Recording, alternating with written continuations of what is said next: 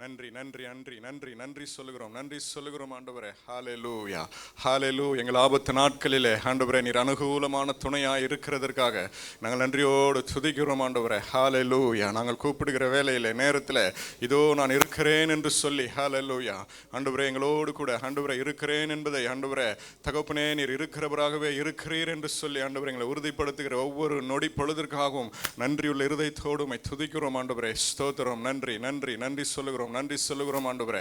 ஹல்லேலூயா ஹல்லேலூயா. உம்மை நோக்கி நாங்கள் பார்க்க எங்கள் கண்களை ஆண்டவரே எங்களுக்கு ஒத்தாசை வரும் பர்வதங்களுக்கு நேராக நாங்கள் ஏறெடுக்கிறோம் ஆண்டவரே. ஹல்லேலூயா ஹல்லேலூயா. எங்களுக்கு ஒத்தாசை வேறு எங்கும் இல்லை ஆண்டவரே தகப்பனே, உம்மிடத்திலிருந்து மாத்திரமே வருகிறது என்று சொல்லி ஆண்டவரே. ஹல்லேலூயா. அப்பா உம்மை மாத்திரமே நாங்கள் நோக்கி பார்க்கிறோம் ஆண்டவரே. ஹல்லேலூயா ஹல்லேலூயா. நம்ம எல்லாரும் ஹல்லேலூயா கண்களை மூடி ஹல்லேலூயா நம்முடைய ஒரு மனதை நம் மனதிகளை ஒருமனப்படுத்தி ஹல்லேலூயா எல்லா சிந்தைகளையும் எல்லா வேற்றுமையான காரியங்கள் எல்லாவற்றையும் சூழ்நிலைகள் எல்லாவற்றையும் நாம் ஒதுக்கி தள்ளிவிட்டு ஆண்டவரை மாத்திரமே ஹல்லேலூயா ஆண்டவரை மாத்திரமே நோக்கி பார்ப்போமா. ஹல்லேலூயா ஹல்லேலூயா. உன் தேவனாகிய கர்த்தரிடத்தில் உன் முழு இருதயத்தோடும் உன் முழு பலத்தோடும் உன் முழு ஆத்மாவோடும் அன்பு கூறுவாயாக என்கிற கட்டளை எல்லா கட்டளைகளிலும் பிரதானமான கட்டளையாக இருக்கிறது. ஹல்லேலூயா ஹல்லேலூயா. ஆண்டவரை தொழுது கொள்ளுகிற நேரம், ஆண்டவரை ஆராதிக்கிற நேரம் ஹல்லேலூயா நம்முடைய முழு ஆத்மாவோடு நம்முடைய முழு அன்போடு முழு பலத்தோடு ஹல்லேலூயா அவருக்கு ஹல்லேலூயா நம்ம துதி ஸ்தோத்திரங்களை ஏறெடுக்கிற நேரமாக இருக்கிறது. ஹல்லேலூயா ஹல்லேலூயா. வேறே நோக்கம் இல்லை, வேறே சிந்தை இல்லை நமக்கு. ஹல்லேலூயா ஹல்லேலூயா. அவரை மாத்திரமே நோக்கி பார்க்கிற ஒரு நேரமாக இருக்கிறதற்காக நன்றி செலுத்துவோம். ஹல்லேலூயா. ஒரு விசை கூட ஹல்லேலூயா ஆண்டவரே எங்களை தகுதிப்படுத்துங்க ஆண்டவரே, ஆண்டவரே எங்களை பரிசுத்தப்படுத்துங்க ஆண்டவரே. அப்பா ஆண்டவரே எங்களை ஆண்டவரே ஒரு விசை கூட ஆண்டவரே நம்முடைய சமூகத்தில் கிட்டி சேர்கிற ஆண்டவரே அந்த தைரியத்தையும் அந்த கிருபை எங்களுக்கு தாங்க என்று சொல்லி ஹல்லேலூயா பலிபீடத்தின் ஹல்லேலூயா கிட்டி சேர்வதற்கு முன்பாக ஹல்லேலூயா ஸ்தோத்திரம். நன்றி. நம்மை ஹல்லேலூயா அர்ப்பணிப்போம், நம்மை ஒரு விசை கூட அர்ப்பணிப்போம். ஹல்லேலூயா ஹல்லேலூயா. ஆண்டவரே எங்கள் குற்றம் குறைகளை ஒரு விசை கூட கழுவுங்க ஆண்டவரே. ஆண்டவரே தகப்பனே எங்களை ஒரு விசை கூட கழுவி பரிசுத்தப்படுத்துங்க ஆண்டவரே. மகா பரிசுத்தமுள்ள தேவாதி தேவனை ஆண்டவரே தொழுது கொள்ளுக வந்திருக்கிற ஹல்லேலூயா பரிசுத்த அலங்காரத்துடனே நாங்கள் கர்த்தரை தொழுது கொள்ள வேண்டும் என்று சொல்லி ஆண்டவரே நீர் கட்டளையிட்டீரே அப்பா. நன்றி நன்றி நன்றி சொல்லுகிறோம் ஆண்டவரே. ஒரு விசை கூட தகப்பனே எங்களை பரிசுத்தப்படுத்துங்க ஆண்டவரே, எங்களை தூய்மைப்படுத்துங்க, எங்களை பரிசுத்தப்படுத்துங்க, எங்களை தகுதிப்படுத்துவீராக தகப்பனே. ஹல்லேலூயா. நன்றி நன்றியோடு துதிக்கிறோம் ஸ்தோத்திரிக்கிறோம் ஸ்தோத்திரிக்கிறோம் ஆண்டவரே. சிங்காசனத்தில் வீற்றிருக்கிற தேவாதி தேவன் ஆண்டவரே. ஹல்லேலூயா. ஒருவராய் பெரிய அதிசயங்களை செய்கிறவர்கள் மத்தியில் இருக்கிறேன், ஒருவராய் ஞானம் உள்ளவர், ஒருவராய் சவாமை உள்ளவர்கள் மத்தியில் இருக்கிறேன் ஆண்டவரே. ஹல்லேலூயா. நன்றி. நீர் ஒருவருக்கே சகல துதி கனம் மகிமை ஆண்டவரே வல்லமை எல்லாம் ஆண்டவரே ஒருவருக்கே நாங்கள் செலுத்தும்படியாய் ஆண்டவரே உம்முடைய பாதம் பணிந்து சிரம் தாழ்த்தி ஆண்டவரே உம்மை ஆண்டவரே நாங்கள் பணிந்து கொள்ள வந்திருக்கிறோம். ஹல்லேலூயா ஹல்லேலூயா. எங்கள் துதி ஸ்தோத்திரங்களை எங்கள் ஆராதனைகளை ஆண்டவரே தகப்பனே ஆண்டவரே நீர் பிரியமாய் அங்கீகரிப்பீராக ஆண்டவரே, நீர் ஏற்றுக்கொள்வீராக தகப்பனே. ஹல்லேலூயா. Thank you lord, thank you lord. ஹல்லேலூயா. நன்றி. கர்த்தர் ஆபேலையும் அவன் காணிக்கையும் அங்கீகரித்தார் என்று வாசிக்கிறபடி தகப்பனே ஆண்டவர் இன்றைய நாளில் எங்கள் ஒவ்வொருவருடைய பெயர்களையும் நீர் சொல்லி ஆண்டவரே அப்பா நீர் எங்களை முதலாவது நீர் அங்கீகரிக்கும்படியாக எங்களை அர்ப்பணிக்கிறோம் ஆண்டவரே. எங்கள் துதி ஸ்தோத்திரம் பலிகள் ஆண்டவரே, எங்கள் வாயின் கனிகள் ஆண்டவரே, உதடுகளின் கனிகள் பலிகள் ஆகிய எங்கள் ஸ்தோத்திர பலிகளை நீர் அங்கீகரிப்பீராக என்று சொல்லி எங்களை அர்ப்பணிக்கிறோம். நன்றி செலுத்துகிறோம் ஆண்டவரே. ஹல்லேலூயா ஹல்லேலூயா. ஆராதனை வேலை முழுவதும் திருக்கரத்தில் ஒப்பு கொடுக்கிறோம் தகப்பனே. ஹல்லேலூயா. ஒரு தடைப்பட்டவர்களை ஆண்டவரை துரிதமாக அழைத்து வரும்படியாக செபிக்கிறோம் ஆண்டவரே. எல்லா தடைகளையும் ஆண்டவரே நீ நீக்கி போடும்படியாக நாங்கள் செபிக்கிறோம் ஆண்டவரே. மை ஸ்தோத்திரிக்கிறோம். நாங்கள் பாடுகிற பாடல்களுக்காக நன்றி ஆண்டவரே. ஸ்தோத்திரம். துதி ஆராதனைக்காக நன்றி. எங்கள் பாடல்கள் மூலம் ஆண்டவரே உடைய வல்லமை விளங்கட்டும் ஆண்டவரே, உடைய மகிமை விளங்கட்டும் ஆண்டவரே. ஹல்லேலூயா. நீர் மாத்திரமே ஆண்டவரே உங்கள் மகிமை மாத்திரமே விளங்கும்படியாக நாங்கள் செபிக்கிறோம் ஆண்டவரே. ஹல்லேலூயா. நன்றி நன்றி. எங்களுக்காக வைத்திருக்கிற மேல் விலையேற பெற்ற உடைய திருவார்த்தைக்காக நன்றி செலுத்துகிறோம் ஆண்டவரே. ஹல்லேலூயா. உடைய வார்த்தைக்கு எங்களை ஒப்புக் கொடுக்கிறோம், அர்ப்பணிக்கிறோம் ஆண்டவரே தகப்பனே. நீர் பரலோகத்திலிருந்து நீர் ஆண்டவரே உடைய வார்த்தையை அனுப்புவீராக தகப்பனே. அவர் நம்முடைய வார்த்தையை அனுப்பி அவர்களை குணமாக்கினார் என்ற வார்த்தையை ஆண்டவரை வாசிக்கிறபடி ஆண்டவரே உடைய வார்த்தை இந்த நாளில் அனுப்புவீராக ஆண்டவரே. எங்கள் ஆத்துமாக்களை குணமாக்கும்படி, எங்கள் ஆண்டவரே சரீரங்களை குணமாக்கும்படி ஆண்டவரே. ஹல்லேலூயா. அப்பா தகப்பனே உம்முடைய வார்த்தை எங்களுக்கு கடந்து வரும்படியாய் ஒப்பு கொடுக்கிறோம், நன்றி செலுத்துகிறோம் ஆண்டவரே. ஆண்டவரே எழுப்ப போகிற ஜீவனுள்ள சாட்சிகளுக்காக நன்றி ஆண்டவரே. காணிக்கை ஆராதனைகளுக்காக நன்றி ஆண்டவரே. ஸ்தோத்திரம் ஆண்டவரே. ஆரம்பம் முதல் இறுதி வரவில்லை உடைய பிரசன்னம் எங்களை ஆளுகை செய்யட்டும் என்று ஒப்பு கொடுக்கிறோம் ஆண்டவரே. துயாவியானோட ஆளுகைக்கு எங்கள் ஒவ்வொருவரையும் அர்ப்பணிக்கிறோம், நன்றி செலுத்துகிறோம். இப்ப இயேசுவின் நாமத்தில் கேட்கிறோம் ஜீவனுள்ள நல்ல பிதாவே, ஆமேன். நம்ம எல்லாரும் உற்சாகமாக ஆனந்தமாய் நான் நண்பரை பாடுவேன், ஆசிகள் அருளும் ஆண்டவருக்கே, ஆண்டவர் இயேசுவை போல வேறு ஒருவரும் இல்லை என்று சொல்லி நாம் உணர்ந்தவர்களாக இந்த பாடலை நாம் பாட போகிறோம். இயேசுவல்லால் இங்கே எனக்கு சந்தோஷம் மகிழ்ச்சி தருகிறவர் வேறு எந்த ஒரு காரியம் இல்லை என்று சொல்லி நாம் உணர்ந்தவர்களாக இந்த பாடலை நாம் பாட போகிறோம்.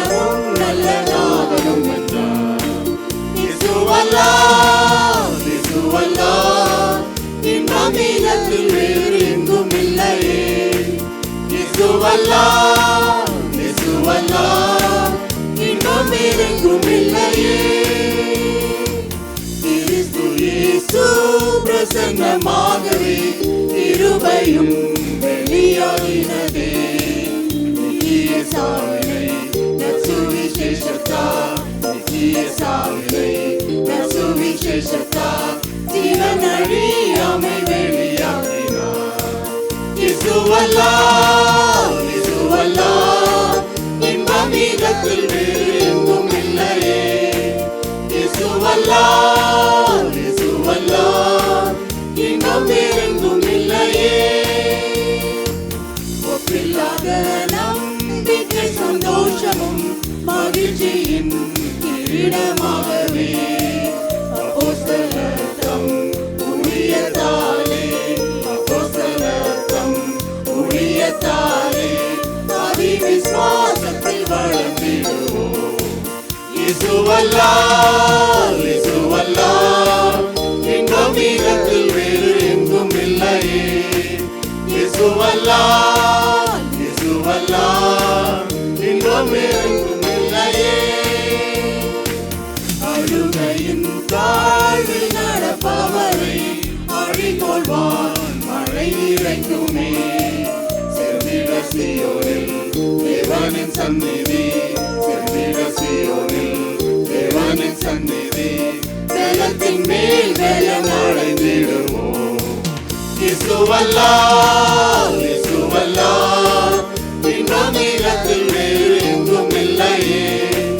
இயேசுவல்லால் இயேசுவல்லால் இன்பம் வேறெங்கும் இல்லையே. ஹல்லேலூயா. இயேசுவல்லாமல் நமக்கு வேற நம்பிக்கை இல்லை. ஹல்லேலூயா. இயேசுவை இல்லாமல் நாம் இங்கே வேற யாரையும் தொழுது கொள்ள, வேற யாரையும் நாம் இங்கே பார்க்க நாம் இங்கே வரவில்லை. ஆமென். ஹல்லேலூயா. அவர் ஒருவரே நம்முடைய அழுகையின் பள்ளத்தாக்கை அவர் நீரூற்றாய் மாற்ற செய்தவர். ஹல்லேலூயா. நம்முடைய சோர்வின் பாதையிலே, நம்முடைய மரண இருளின் பள்ளத்தாக்கிலே நடந்த பொழுது எல்லாம் நம்மை தூக்கி நிறுத்தி நம்மை ஸ்திரப்படுத்தின தேவாதி தேவன். ஹல்லேலூயா. நம் தேவன் வெற்றி சிறந்தார், நாம் பாடி கொண்டாடுவோம். நம்முடைய எல்லா சூழ்நிலைகள் மத்தியிலும் நமக்கு வெற்றியை தந்த தேவாதி தேவனை இந்த வேளையிலே நாம் இந்த பாடலை பாடி நம் ஆண்டவரை கரங்களை தட்டி நாம் ஆராதித்து நம் ஆண்டவரை ஸ்தோத்திரிக்க போகிறோம். எல்லாரும் நம்ம எழுந்து நின்று இந்த பாடலை நாம் பாடுவோம்.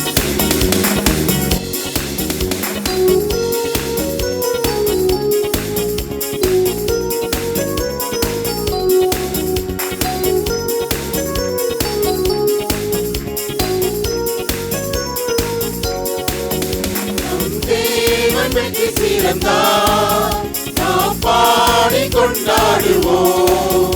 நம் தேவன் வெற்றி சிறந்தார், நாம் பாடி கொண்டாடுவோம்.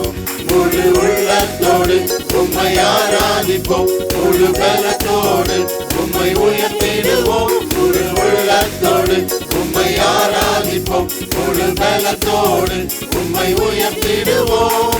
கரங்களை தட்டி தட்டி ஆராதிப்போம், ஒரு மனதோடு உம்மை உயர்த்திடுவோம். கரங்களை தட்டி தட்டி ஆராதிப்போம், ஒரு மனதோடு உம்மை உயர்த்திடுவோம். நம் தேவன் வெற்றி சிறந்தார், நாம் பாடி கொண்டாடுவோம். நம் தேவன் வெற்றி சிறந்தார், நாம் பாடி கொண்டாடுவோம்.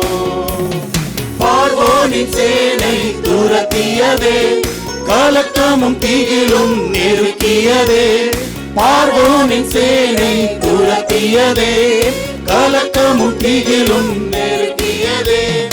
எனக்காக யுத்தம் செய்ய வந்தவரே, எனக்காக எழுந்தவரே, எனக்காக யுத்தம் செய்ய வந்தவரே, எனக்காக எழுந்தவரே.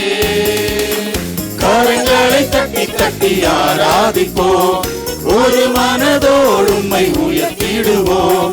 கரங்களை தட்டி தட்டி ஆராதிப்போம், ஒரு மனதோடு உம்மை உயர்த்திடுவோம். நம் தேவன் வெற்றி சிறந்தார், நாம் பாடி கொண்டாடுவோம்.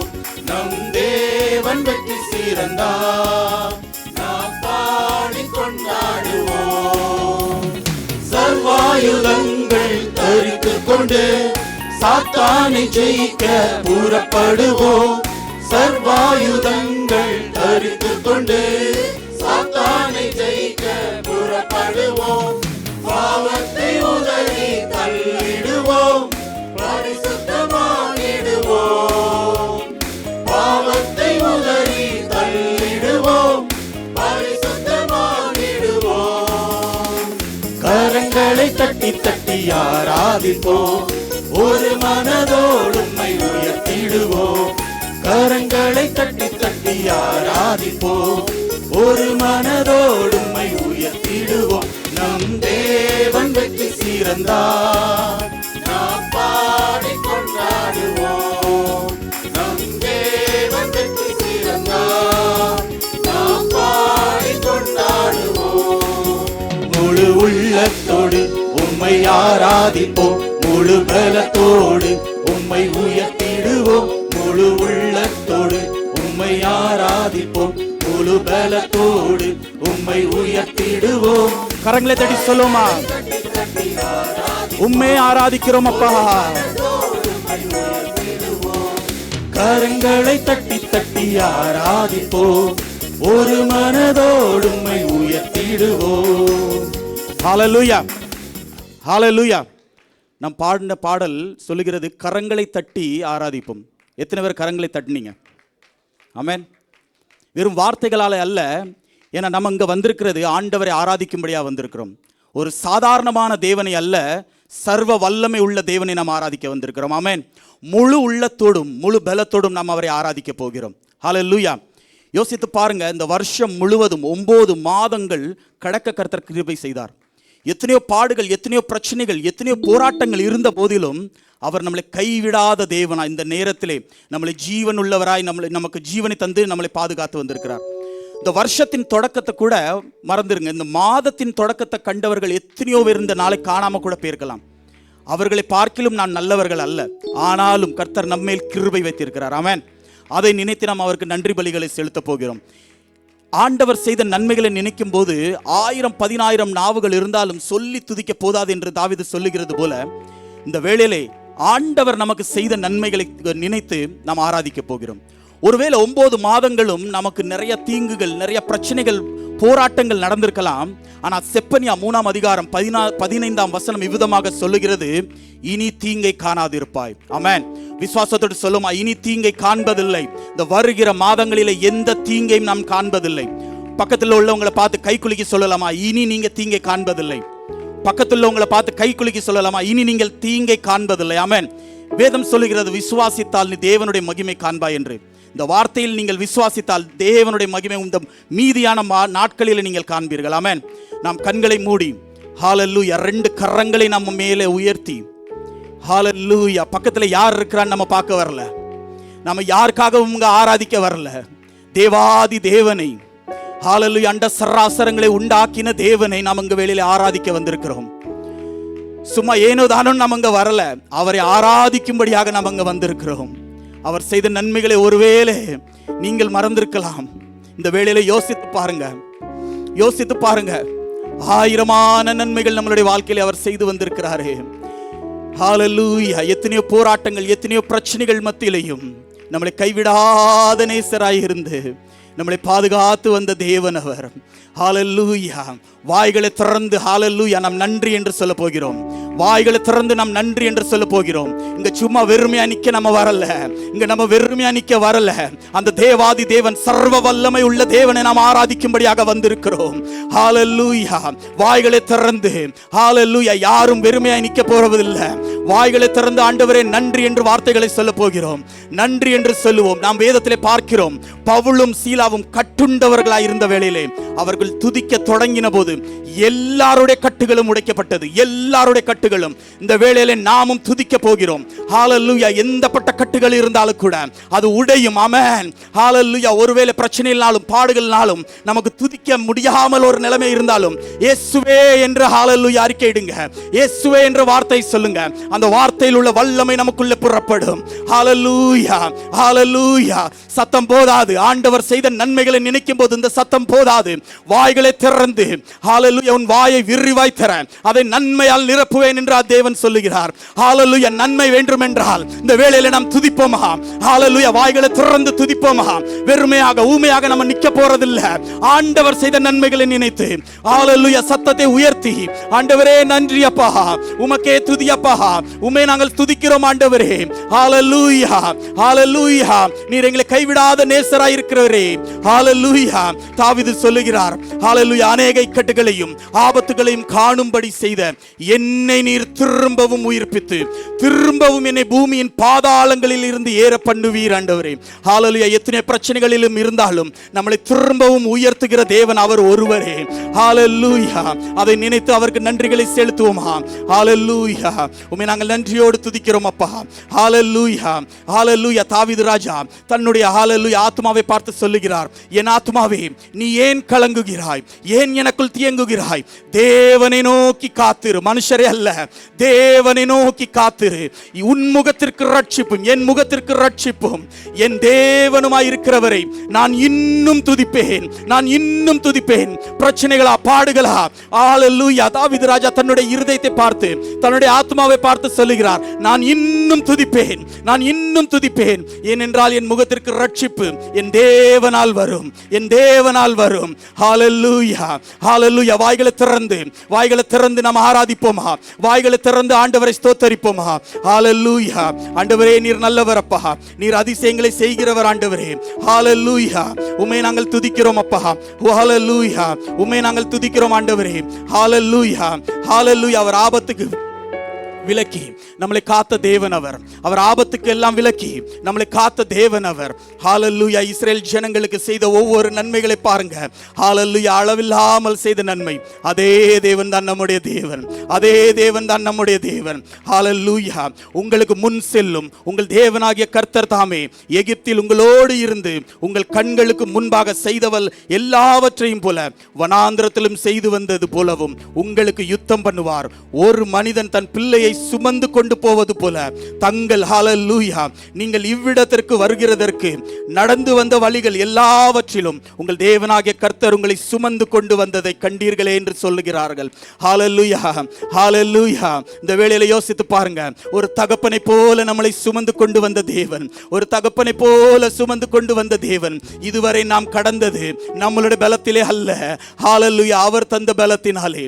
ஹalleluya. சங்கீதக்காரன் சொல்லுகிறது போல, என் ஆத்துமாவே கர்த்தரை ஸ்தோத்திரி. ஆமென். அவர் செய்த சகல உபகாரங்களையும் நினைத்து இந்த வேளையில நாம் துதிக்க போகிறோம். எத்தனையோ நன்மைகள் செய்த தேவனை, அவர் செய்த உபகாரங்களை நினைத்து இந்த வேளையில ஹalleluya நாம் நன்றியோடு துதிப்போமா?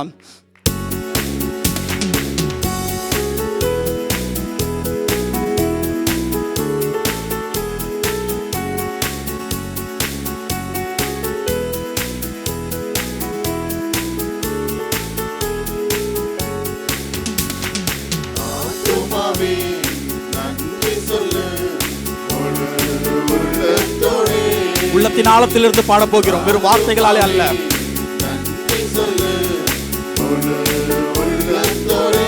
அவர் செய்த நன்மைகளை நினைத்து, நன்மைகளை ஒரு நாளும் மறவாதே. உள்ளத்தின் ஆழத்திலிருந்து சொல்லுமா, நீர் செய்த நன்மைகள் அப்பா ஒரு நாளும் மறவாதே.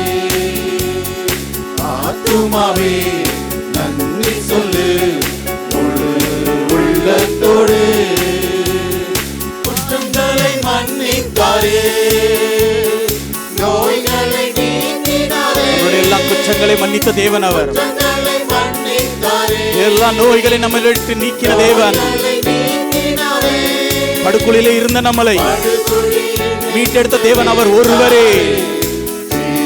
நம்மளுடைய ஜீவனை மீட்ட தேவன் அவர்.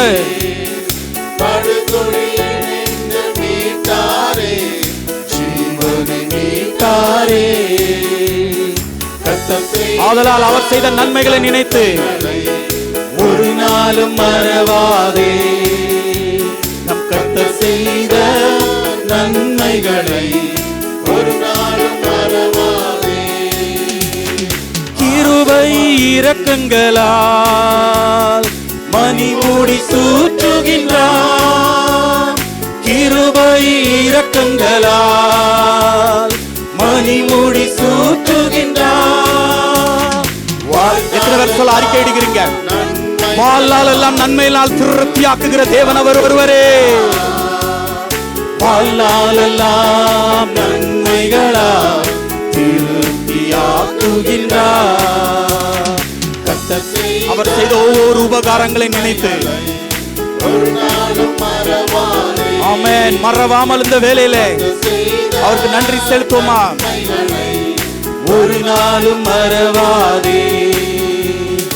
இளமை கழுகு போல புதிதாக்கி மகிழ்கின்றார். ஒவ்வொரு நாளும் நமக்கு புதிய கிருபைகளை தந்து நமக்கு பலனை தருகிற தேவன் அவர். ஓடினாலும் நடந்தாலும் பலன் குறைவதில்லை. அவரோட பலன் இருக்கிறபடினாலே என்ன நடந்தாலும் ஹல்லேலூயா பலன் குறுகி போவதில்லை. கரங்களை வைத்து சொல்லுவோமா? அவர் செய்த நன்மைகளை நினைத்து ஒரு நாளும் மறவாதே. நம் கர்த்தர் செய்த நன்மைகளை ஒரு நாளும் மறவாதே. சொல்லுமா? கர்த்தர் செய்த நன்மைகளை, நம் கர்த்தர் செய்த நன்மைகளை ஒரு நாளும் மறவாதே. நம் கர்த்தர் செய்த நன்மைகளை ஆமென். மறவாதே. ஹல்லேலூயா. கரங்களை தட்டி ஹல்லேலூயா.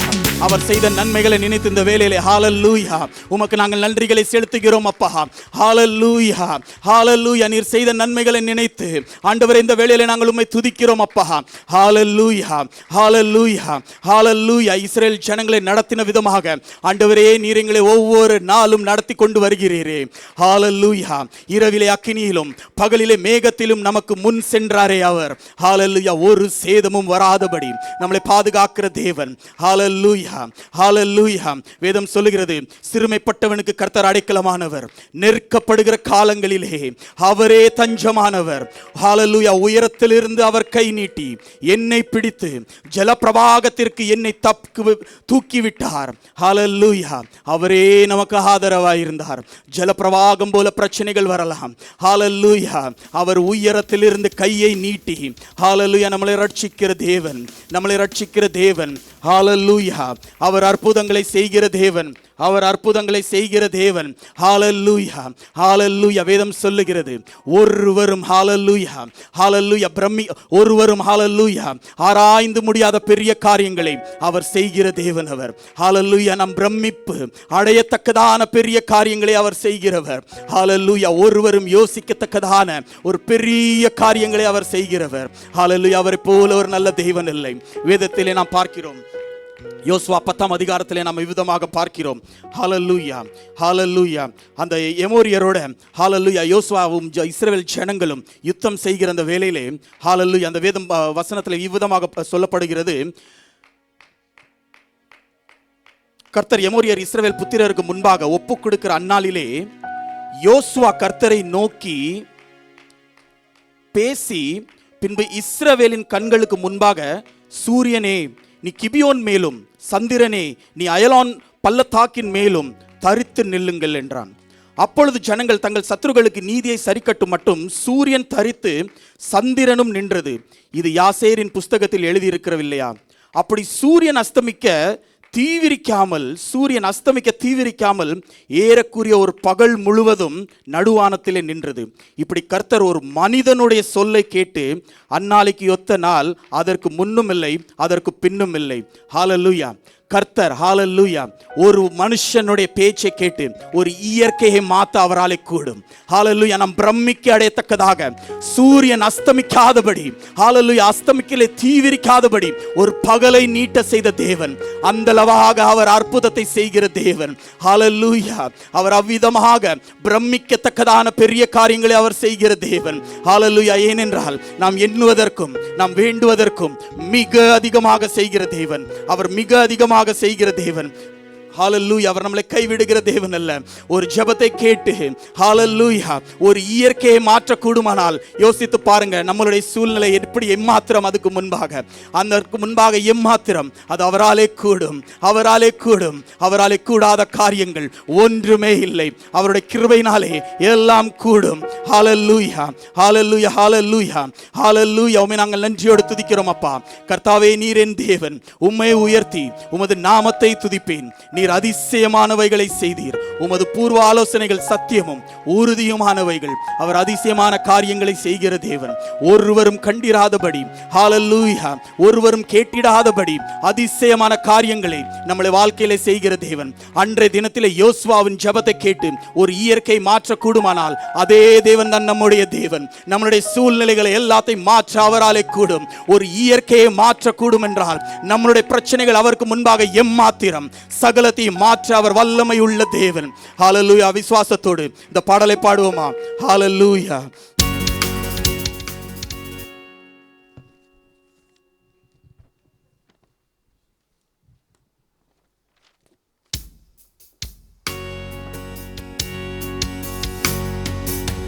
நம்மளுடைய இயலாமையிலே அவரிடத்திலே நாம் ஒப்புவிக்கும் போது அவர் செயல்படுகிற தேவனாய் இருக்கிறார்.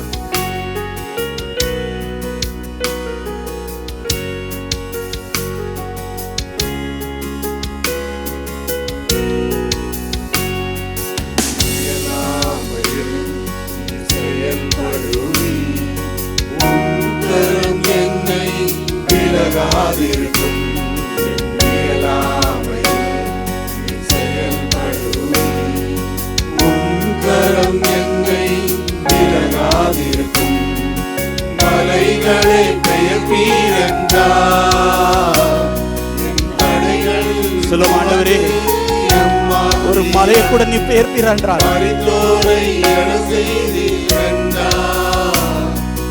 திரும்ப சொல்லுவோம், மலைகளை பெயர்ப்பி,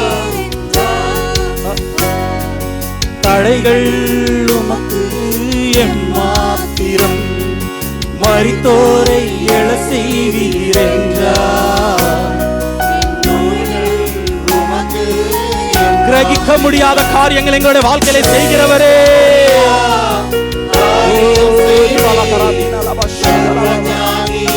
எங்களுக்காக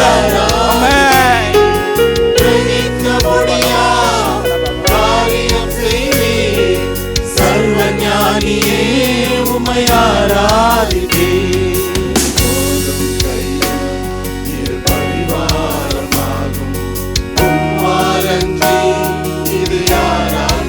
அவரால் என்று வேறு ஒருவராலும் கூடாது.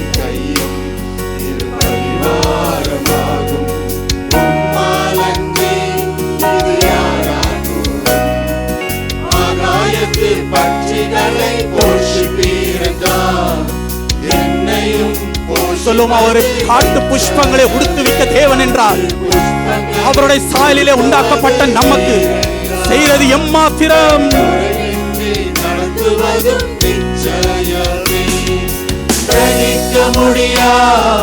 காரியம் செய்தீர்.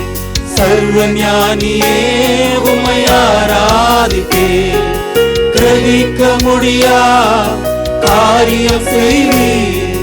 சர்வ ஞானியே உம்மை ஆராதிப்பேன். ஏதாகிலும் அவர் செய்ய வல்லமை உள்ள தேவன். சிறந்ததை தருகிற தேவன் அவர்.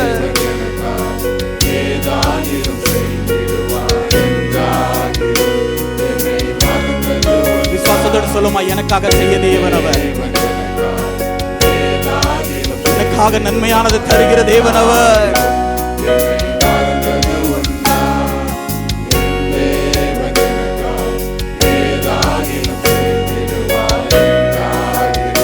சத்தத்தை உயர்த்தி சொல்ல போகிறோம், என் தேவன் எனக்காக, ஏதாகிலும் செய்திடுவார். என்றாகிலும் என்னை மறந்தது உண்டா?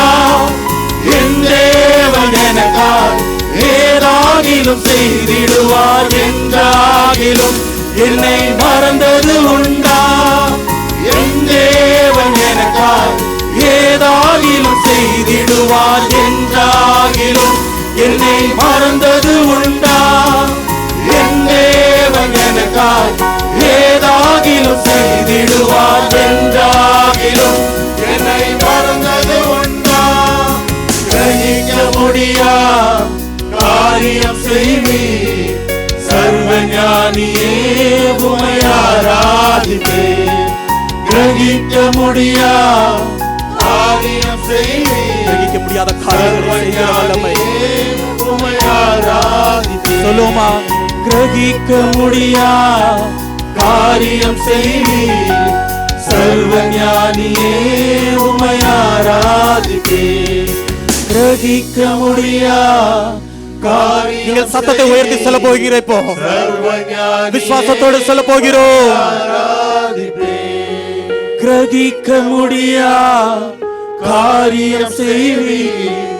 சர்வ ஞானியே உம்மை ஆராதிப்பேன். ஹalleluya. கரங்களை தட்டி கிரகிக்க முடியாத காரியங்களை செய்கிற தேவன் அவர். ஹalleluya. நம்மளுடைய வாழ்க்கையிலே பார்க்கும்போது எத்தனையோ காரியங்கள் நம்மளுடைய வாழ்க்கையிலே செய்த தேவன், எத்தனையோ அற்புதங்களை செய்த தேவன். ஹalleluya. அவருடைய கிருபை மாத்திரம் இல்லாவிட்டால் இன்றைக்கு நாம் இந்த இடத்துல நிற்க முடியாது. ஹalleluya. நாம் மாண்டு போயிருப்போம். எத்தனையோ நேரம் வந்த விபத்திலே இருந்தோம். ஹalleluya. வந்த பிரச்சனைகளும் இருந்து கிரகிக்க முடியாத காரியங்கள் நம்மளுடைய வாழ்க்கையிலே செய்து வந்த தேவன் அவர். ஹalleluya. நாம் வேதத்திலே பார்த்தது போல யோசுவாவின் பேச்சை கேட்டு ஒரு இயற்கையை மாற்றக்கூடுமானால் நம்மளுடைய பிரச்சனை அவருக்கு முன்பாக எம்மாத்திரம். ஹalleluya. கவலைப்படாமல் இந்த வேளையிலே ஆண்டவர் ஹalleluya கிரகிக்க முடியாத காரியங்களை செய்கிற தேவனை வாய்களை திறந்து ஹalleluya அவருக்கு நன்றியை செலுத்துவோமா, அவரை ஸ்தோத்தரிப்போமா. ஹalleluya. உம்மை நாங்கள் நன்றியோடு துதிக்கிறோம் அப்பா. ஏனென்றால் அவருக்கு ஒப்பான தேவன் ஒருவரும் இல்லை. அவரை போல ஒரு நல்ல தேவன் ஒருவரும் இல்லை. மேலே வானத்திலும் கீழே பூமியிலும் அவருக்கு ஒப்பான தேவன் ஒருவரும் இல்லை. அவரை அல்லாமல் வேறொரு நாமமும் தரிக்கப்படவில்லை. அந்த உண்மையான தேவன் ஹalleluya, அந்த உயர்ந்த தேவன், அந்த சர்வ வல்லமை உள்ள தேவனை இந்த வேளையிலே நாம் சத்தத்தை உயர்த்தி ஆராதிப்போமா. ஆண்டவரே ஹalleluya, உம்முடைய நாமத்தை நாங்கள் உயர்த்துகிறோம் அப்பா. கேராபீன்களும் சேராபீன்களும் ஓயாமல் போற்றிக் கொண்டிருக்கிற வேளையிலே இந்த வேளையிலே ஆண்டவரே நாங்களும் உம்மை துதிக்கிறோம் அப்பா. ஹalleluya. நீர் நல்லவர் அப்பா. உம்மை அல்லாமல் வேறொரு தேவன் இல்லை அப்பா. ஹalleluya. வெளிப்படுத்தின விசேஷத்திலே நாம் விதமாக பார்க்கிறோம். மேலும் சிங்காசனத்தின் மேல் வீற்றிருந்து சதா காலங்களிலும் உயிரோடு இருக்கிறவர் அந்த ஜீவன்கள் மகிமையையும் கனத்தையும் ஸ்தோத்திரத்தையும் செலுத்தும் போது ஹalleluya 24 மூப்பர்களும் சிங்காசனத்தின் மேல் வீற்றிருக்கிறவருக்கு முன்பாக வணக்கமாய் விழுந்து ஹalleluya சதா காலங்களிலும் உயிரோடு இருக்கிறதை தொழுது கொண்டு தங்கள் கிரீடங்களை சிங்காசனத்திற்கு முன்பாக வைத்தார்கள் என்று பார்க்கிறோம். ஏனென்றால் ஹalleluya எல்லா துதியும் கனத்துக்கும் மகிமைக்கும் பாத்திரர் அவர் ஒருவரே. இந்த வேளையிலே நாமும் ஹalleluya நம்மேல் இருக்கிற கிரீடம் ஒருவேளை ஹalleluya நம்மளுடைய பணமோ ஹalleluya நம்மளுடைய பதவியோ ஹalleluya எதுவாக இருந்தாலும் அதை கலற்றி விட்டு சொல்லும் ஆண்டவரே, சாஷ்டாங்கமாக எங்களை நாங்கள் படைக்கிறோம் அப்பா. ஹalleluya எங்களை நாங்கள் ஜீவ பலியாக கொடுக்கிறோம் அப்பா. அதுவே புத்தியுள்ள ஆராதனை என்று நாங்கள் அறிந்திருக்கிறோம் அப்பா.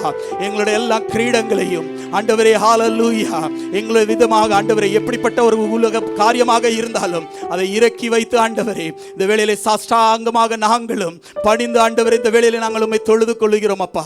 உம்முடைய நாமத்தை நாங்களும் உயர்த்துகிறோம் அப்பா. ஹalleluya.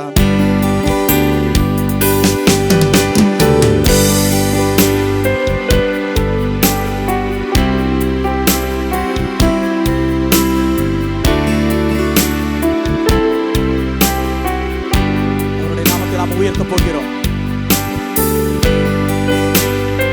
அவருடைய நாமத்தை உச்சரித்து, என எல்லா நாமத்திற்கும் மேலான நாமம்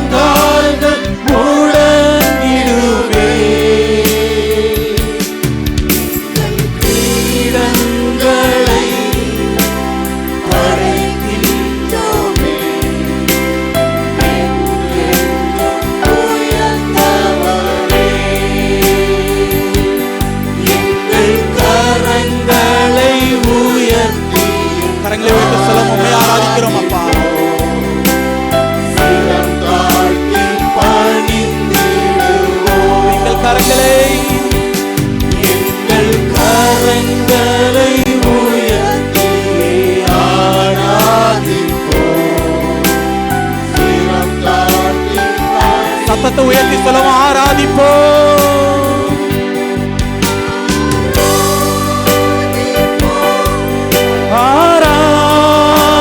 ஆராதிப்போம், ஆராதிப்போம் இயேசு நாமத்தையே. ஆராதிப்போம், ஆராதிப்போம், ஆராதிப்போம் இயேசு நாமமே.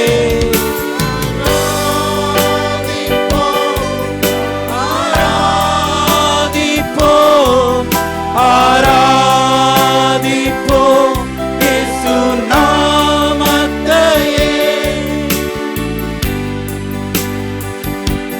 இயேசு நாமமே, இயேசு நாமமே, இயேசு நாமமே. சொல்லுமா, அவருடைய நாமத்தை உயர்த்தி சொல்லுமா. நீரே உயர்ந்தவர் அப்பா. எங்கேயும் மேலான நாமத்தை இந்த வேளையில நாங்கள் உயர்த்துகிறோம் அப்பா.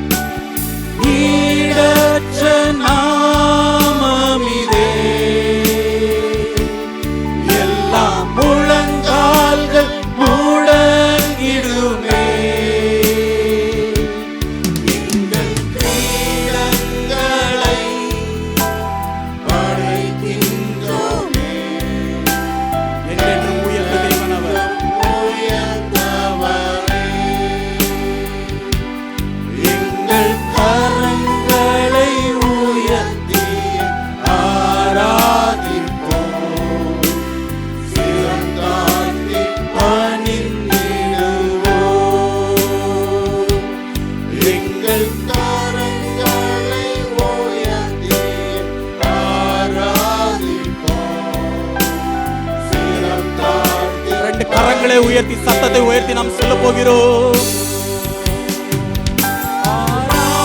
ஆராதிப்போம், ஆராதிப்போம், ஆராதிப்போம் இயேசு நாமத்தையே. ஆராதிப்போம், ஆராதிப்போம், ஆராதிப்போம் இயேசு நாமத்தையே. கரங்களை தட்டி அந்த மேலான நாமத்தை ஹalleluya ஹalleluya உம்மையானங்கள் உயர்த்துகிறோம் அப்பா. ஹalleluya. கர்த்தாவே, மாட்சிமையும் வல்லமையும் கனமும் ஜெயமும் மகத்துவமும் உம்முடையவைகள். கர்த்தாவே, ராஜ்யமும் உம்முடையது. தேவரீர் நீர் எல்லாருக்கும் மேலே தலைவராய் உயர்ந்திருக்கிறீரப்பா. எல்லாம் துதியும் கனமும் மகிமையும் பெற்றுக்கொள்வதற்கு நீர் ஒருவரே பாத்திரரப்பா. எல்லாம் துதியும் கனமும் மகிமையும் உமக்கே செலுத்துகிறோம். இயேசுவின் நாமத்தினால் கேட்கிறோம் நல்ல பிதாவே.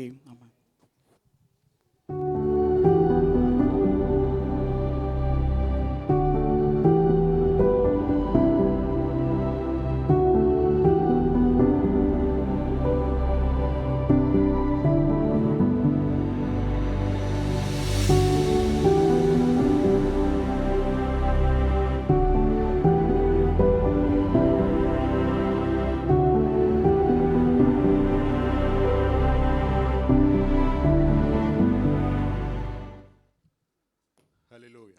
கண்களை மூடி ஆண்டவரை நோக்கி நாம் பார்ப்போம்.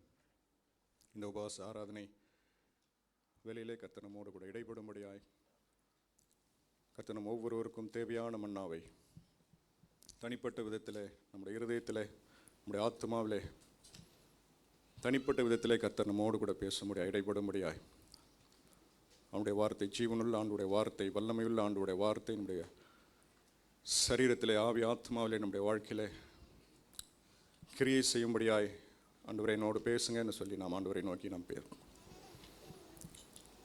எங்கள் அன்பின் பரலோக பிதாவே, நம்முடைய குமாரனாக இயேசுவின் நாமத்திலே நம்முடைய சமத்தில் வருகிறோம், நன்றி செலுத்துகிறோம். மகிமையான நம்முடைய ஆராதனைக்காக நாங்கள் நன்றி ஆண்டவரே, நம்முடைய பிரசனத்திற்காக நன்றி செலுத்துகிறோம். எங்கள் மத்தியிலே வாசமாக இருக்கிறபடினாலே நன்றி ஆண்டவரே. ஸ்தோத்திரம். நம்முடைய கிருபாசனத்தில் இருந்து ஆண்டவரே, ஆண்டவரே தகப்பனை நீர் உடைய திருவாரத்தை திறந்து ஆண்டவரே எங்களுக்கு ஆண்டவரே எல்ரோகி சபைக்கு இன்றைய நாளில் தேவையான மன்னாவை ஆண்டவரே நீர் அனுப்புவீராக என்று சொல்லி நாங்கள் செபிக்கிறோம். நம்முடைய கிருபையில்லா வார்த்தைக்கு ஆண்டவரை நாங்கள் அர்ப்பணிக்கிறோம். நாங்கள் சிரம் தாழ்ந்து ஆண்டவரே நம்முடைய வார்த்தைக்கு எங்களை ஒப்புக் கொடுக்கிறோம். மீட்பர் இயேசுவின் நாமத்தில் கேட்கிறோம் ஜீவனுள்ள நல்ல பிதாவே, ஆமேன். நம்ம எல்லாரும் நம்முடைய வேத புஸ்தகத்தை அப்போஸ்தல நடவடிக்கைகள்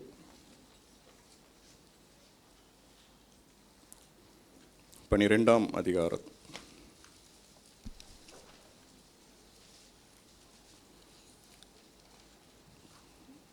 179வது பக்கம், புதிய ஏற்பாட்டில் அப்போஸ்தல நடவடிக்கைகள் 12ஆம் அதிகாரம் 12ஆம் வசனத்தை வாசிப்போம்.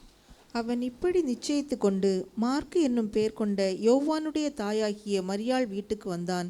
அங்கே அநேகர் கூடி ஜெபம் பண்ணி கொண்டிருந்தார்கள். ஆமென்.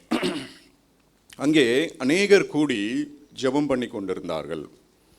ஆமென். எங்கே கூடியிருந்தாங்க?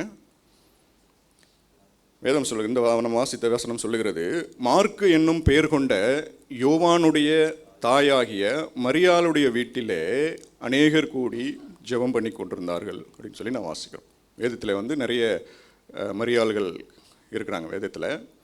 அப்போது ஒவ்வொரு மரியாளுக்கும் நம்ம வாசிக்கும் போது ஒவ்வொரு மரியாளிடத்திலும் ஒவ்வொரு விசேஷித்த ஒரு குணம் இருக்கிறது. அவங்க தேர் ஸ்பெஷல் இன் தேர், ஒவ்வொரு மரியாளுக்கும் பார்க்கும்போது ஒரு விசேஷித்த காரியங்களை வேதத்தில் எழுதப்பட்டிருக்கு. அப்போது இங்கே சொல்லப்பட்ட யோவானுடைய, மார்க்கு என்னும் மறு பெயர் கொண்ட யோவானுடைய தாயாராகிய மரியாளுடைய வீட்டிலே ஒரு ஜெபம் நடக்குது, ஒரு குடும்ப ஜெபம் நடக்கிறது. ஜான் மார்க்குடைய தாயாராகிய மரியாள். சரி, இப்போது இந்த மரியாளுடைய பெயர் இங்கே முக்கியத்துவப்படுத்தப்பட்டிருக்கிறது. ஒரு வீட்டில் ஜெபம் நடந்ததுன்னு போடல, இவங்களுடைய பிள்ளைகளுடைய பெயர் போட்டிருக்கு. இவங்க பிள்ளைகளுடைய வீட்டில் ஜெபம் நடந்ததுன்னு போடல. அப்போ ஜான் மார்க்குடைய தாயாராகிய மரியாளுடைய வீட்டில் ஜெபம் நடந்ததுன்னு போட்டிருக்கு. அப்போது இந்த ஜெபம் நடந்ததுக்கு முக்கியமான காரணம் யாருன்னு தெரியுது? மரியாள் ஆகிய இந்த தாயார்.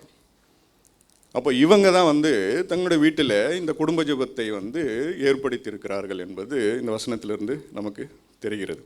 அப்போது எதற்காக இந்த ஜெபம் அப்படின்னு சொல்லி நாம் பார்க்கும் பொழுது எதற்காக இந்த ஜெபத்தை அவங்க ஏற்படுத்தியிருக்கிறாங்க அப்படின்னு பார்க்கும் பொழுது, பொதுவாக வந்து குடும்ப ஜெபங்கள் நடக்கும் பொழுது எங்கள் வீட்டில் ஒரு குடும்ப ஜெபம் வச்சுருக்கோம் அப்படின்னு சொன்னால் பை டிஃபால்ட் என்ன அர்த்தம் அப்படின்னா, எதற்காக அவங்க வீட்டில் குடும்ப ஜெபம்? அவங்க வீட்டில் வந்து ஒரு ஸ்தோத்திர ஜெபம், குடும்ப ஜெபம்னு சொல்லுவோம், இல்லாட்டி ஒரு ஸ்தோத்திர ஜெபம், அந்த குடும்பத்தினுடைய ஆசீர்வாதத்திற்காக. இப்போ அந்த குடும்பத்தில் வந்து ஒரு வீட்டில் ஒரு குடும்ப ஜெபம் நடக்குது அப்படின்னு சொல்லி நம்ம போகும்பொழுது, நம்ம வந்து ஒரு வசனத்தை எடுத்து நம்ம தியானித்து போகும்பொழுது, குறிப்பாக அந்த குடும்பத்தினுடைய காரியங்கள், அந்த குடும்பத்தினுடைய ஆசீர்வாதங்களுக்காகத்தான் வந்து அந்த குடும்பத்தில் குடும்ப ஜெபம் நடக்கும். அப்படி தானே இல்லையா?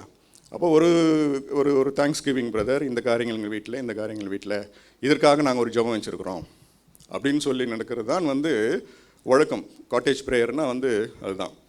அப்போது இந்த குடும்பத்தில், மரியாளுடைய வீட்டில் குடும்பத்தில் வந்து ஒரு குடும்ப ஜெபம் நடக்குது.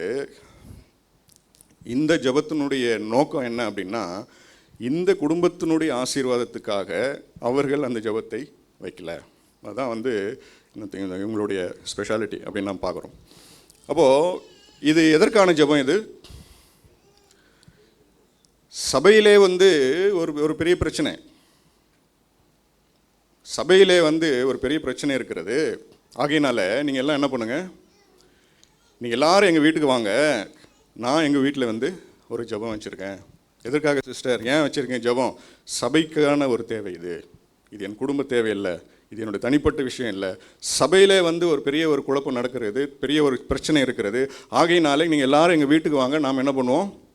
கூடி ஜெபிப்போம். ஆமேன். கேட்குறதுக்கே எவ்வளோ நல்லா இருக்கு இல்லையா? ஆமேன். இப்போது ஆதி அப்போஸ்தல நாட்களிலே நடந்தது போல, ஆண்டவரே நீங்கள் எழுப்புதலை தாங்க, எங்கள் சபையில் எழுப்புதலை தாங்க. ஆதி அப்போஸ்தல நாட்களில் நடந்தது போல எங்களோட வாழ்க்கையில், எங்களோட ஊழியத்தில், எங்களை காரியங்களில் நடக்கணும் அப்படின்னா என்ன பண்ணணும்? ஆதி அப்போஸ்தல சபையில் அந்த நாட்களில் எப்படி ஜெபித்தார்களோ, எந்த சிந்தையோடு எந்த நோக்கத்தோடு அவங்க ஜெபித்தாங்களோ, அதை போன்ற ஜெபங்கள் இந்த நாட்களில் நமக்கு தேவை. அந்த நாட்களினுடைய அற்புதங்கள் வேண்டும், அந்த நாட்களினுடைய எழுப்புதல்கள் வேண்டும், அந்த நாட்களினுடைய அக்கினி இறங்கினதை போல் இறங்கணும். ஆனால் எங்கள் ஜெபங்கள் வந்து வேறு மாதிரி இருக்கும் அப்படின்னா it's not going to happen. அப்படி தானே? சரி, இப்போது இதில் நம்ம என்ன புரிஞ்சுக்கிறோம் அப்படின்னு சொன்னால், சபையில் வந்து ஒரு பிரச்சனை என்றால் எல்லாரும் ஒரு இடத்துல கூடி என்ன பண்ணணும்? ஜெபம் பண்ணணும். ஆமேன். அப்போ எல்லாரும் ஒரு இடத்துல கூடியாச்சு. இப்போ கூடி இப்படி பிரச்சனையாமே சபையில், அப்படியாமே, நீங்கள் கேட்டிங்களா, கேள்விப்பட்டீங்களா? அப்படியே ஆச்சு, அப்படி நடக்குதாமே, அது ஏன் அப்படி, அது மட்டும் ஏன் இப்படி அப்படின்னு சொல்லி கூடி பேசுறதுக்கு பதிலாக, இந்த தாயாருடைய வீட்டில் சபையில் ஒரு பெரிய பிரச்சனை, எல்லாரும் என்னுடைய குடும்பத்துக்கு வாங்க, நாம் என்ன பண்ணுவோம்? கூடி சபைக்காக நாம் ஜெபிப்போம்.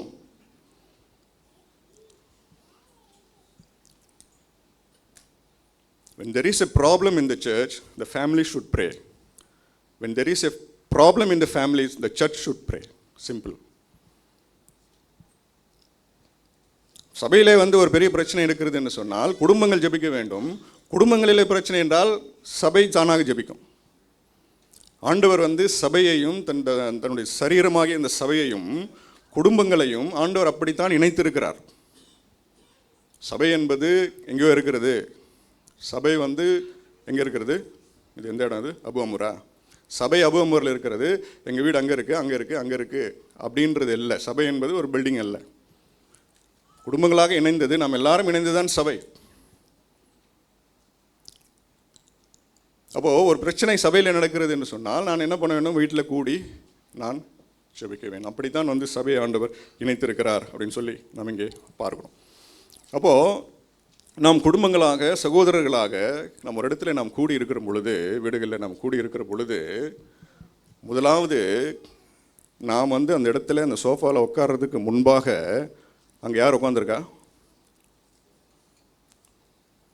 நாங்கள் கூட்டவங்க தான் பிரதர் வந்தாங்க, வேறு யாரும் வரலையே அப்படின்னு. அங்கே யார் இருக்கிறா? ஏற்கனவே ஆண்டவர் இருக்கிறார். ஏனென்றால் என்னுடைய நாமத்தினாலே நீங்கள் எங்கே 2 அல்லது 3 பேர் கூடி இருக்கிறீர்களோ அவர்கள் மத்தியிலே நான் இருக்கிறேன். கூடணும்னு முடிவு பண்ணியாச்சு இல்லையா? அப்போது வேதம் சொல்லுகிறது, நீங்கள் கூடி ஜெபம் பண்ணும்போது நான் வருவேன் ஆண்டவர் சொல்ல. நீங்கள் கூடும் பொழுதே நீங்கள் சோஃபாவில் உட்காரத்துக்கு முன்னாடி அங்கே ஆண்டவர் உட்காந்துருக்கார். இப்போ நான் எதற்காக சொல்லுகிறேன்னு சொன்னால், நாம் கூடுகிற நம்மளாம் ஆண்டோட பிள்ளைகள் இல்லையா? நாம் வந்து ஒரு இடத்துல நம்ம எல்லாம் ஒரு சபையாக கூடுகிறது, ஒரு நண்பர்களாக குடும்பங்களாக கூடுகிறது என்பது ஒரு நல்ல விஷயம். 133ஆம் சங்கீதத்தில் நாம் வாசிக்கிறோம், இதோ சகோதரர்கள் ஒருமித்து வாசம் பண்ணுகிறது, அது எத்தனை நன்மை, அது எத்தனை இன்பமாக இருக்கிறது. கூடுனா வந்து அங்கே நன்மை நடக்கணும். அப்போது நம்ம ஒரு இடத்துல கூடும் பொழுது ஆண்டவர் அங்கே ஏற்கனவே இருக்கிறார். அப்போ நான் என்ன சொல்ல வரேன் அப்படின்னா, நம்முடைய கூடுகை வந்து பிஃபோர் வி ஸ்டார்ட் ப்ரே, நம்மளாம் கூடி ஜெபம் பண்ணுவதற்கு முன்பாகவே அந்த இடம் வந்து ஒரு பவர்ஃபுல்லான அட்மாஸ்பியராக இருக்கிறது என்பதை நான் சொல்லுகிறேன். ஜெபிக்கிறதுக்கு முன்பாகவே அந்த இடம் வல்லமை உள்ளதாக இருக்கிறது. அப்போது இந்த நேரத்தில் நாம் கூடி ஜெபித்து விட்டோமானால் அது எவ்வளோ வல்லமை உள்ளதாக இருக்கும் பாருங்கள். அதான் 133, அது எவ்வளவு இன்பமாக இருக்கிறது, அது எவ்வளவு நன்மையாக இருக்கிறது. இருக்கிறீங்களா? ஆமென். அப்போ நம்ம கூடி இருக்கிற பொழுதே ஆண்டவர் அங்கே இருக்கிறதுனால அந்த அந்த அந்த இடமே வல்லமை உள்ளதாக இருக்கிறது என்று சொல்லுகிறேன். அப்போது அந்த வல்லமை உள்ளதாக இருக்கிற அந்த இடத்துல நாம் கூடி இன்னும் அதிகமாக நாம் ஜெபிக்கும் பொழுது இட் பிகம்ஸ் மோர் பவர்ஃபுல் என்பதை தான் வந்து நான் இங்கே சொல்லியிருக்கிறேன். சரி, இப்போது அப்போஸ்தலர் 12ஆம் அதிகாரத்துக்கு நாம் வருவோம்.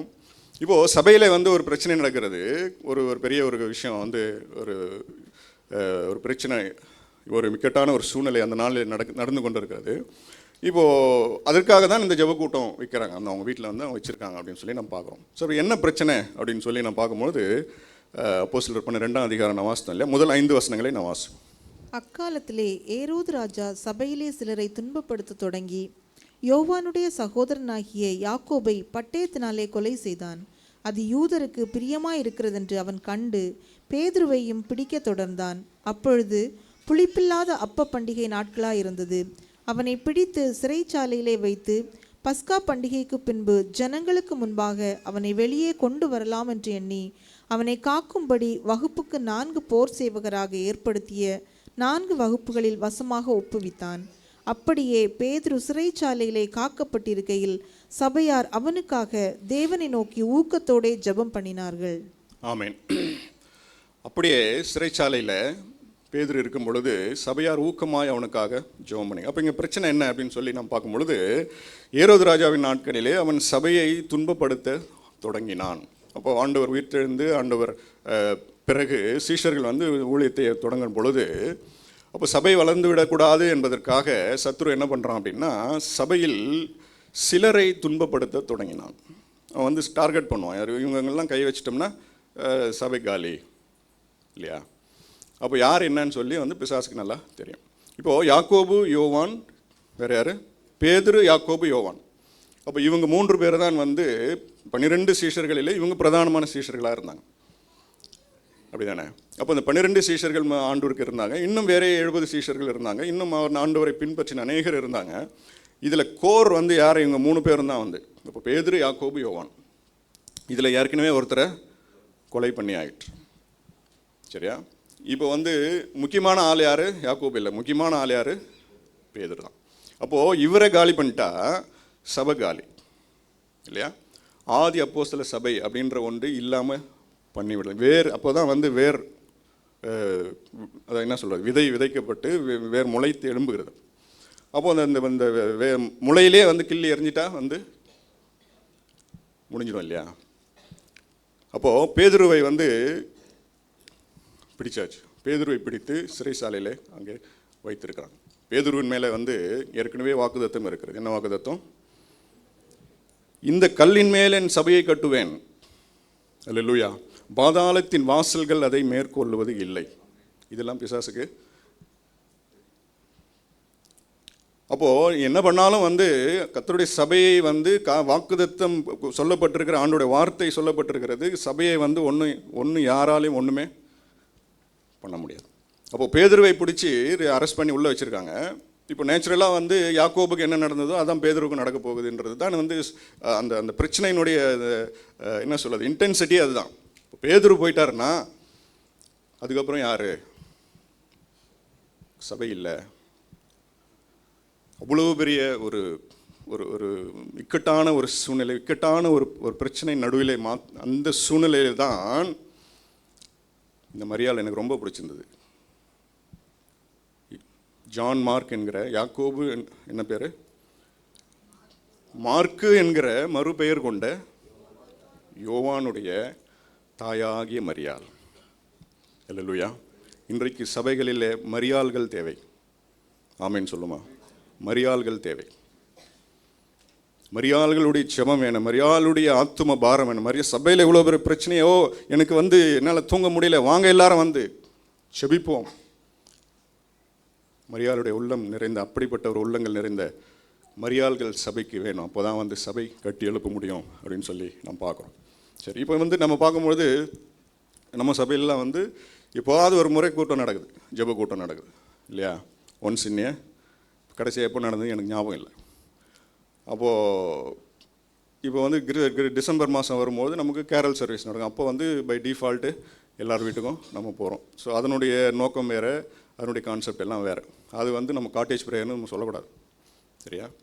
அப்போது நான் யோசிக்கும் பொழுது நான் நிறைய ஷேர் பண்ணியிருக்கேன். காட்டேஜ் ப்ரேயர் வந்து சபையினுடைய ஒரு முக்கியமான ஒரு ஒரு பார்ட். அது